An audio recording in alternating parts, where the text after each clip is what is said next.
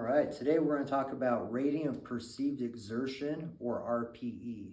Originally used in the aerobic research, there's been some research recently showing that RPE can be a valuable tool in knowing how hard to do your resistance training workouts that day.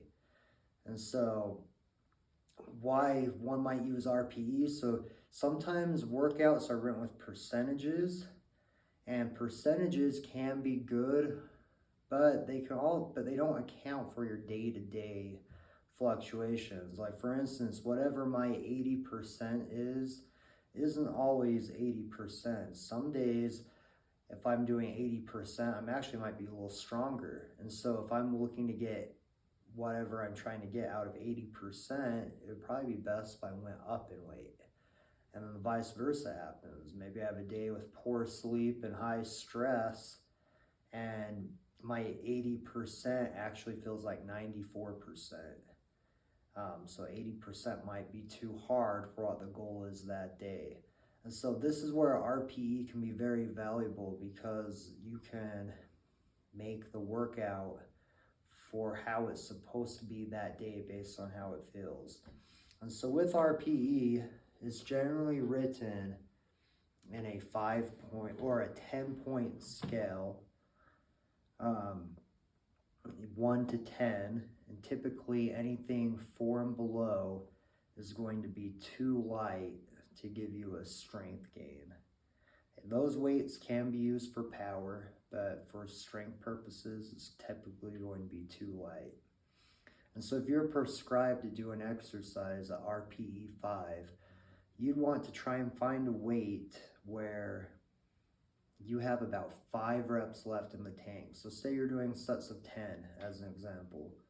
An RP 5 would be, you did a set of 5, and when you finished that, you would have felt like you could have done about 5 more reps.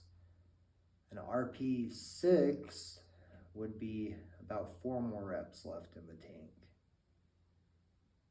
Both RPE 5 and RPE 6, they're heavy enough to where you can make a strength adaptation, but they're not extremely heavy. They allow you to recover a little bit better, and they may be used during lighter workouts.